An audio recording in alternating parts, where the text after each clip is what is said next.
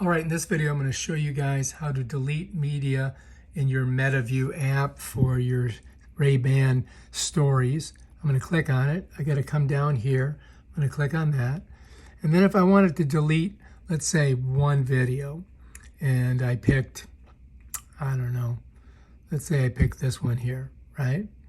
I come up here to the top, I could click this, and I could just hit delete. It's going to ask me if I want to delete it from both my phone and from Meta. I'm going to delete it from both. And then it gives me this window, and then I just hit delete, and it's gone. All right, now let's go back. Let's say I want to delete multiple videos. What I'm going to do is hit select. It's going to give me this down here, but I haven't selected anything yet. So let's go ahead and select a couple things. I'm going to go 1, 2, 3. Once I've done that, I can come here, I can hit delete. It's going to ask me if I want to delete it from all. I'm going to say, yeah, let's delete it from all. Bam, Bob's your uncle, done.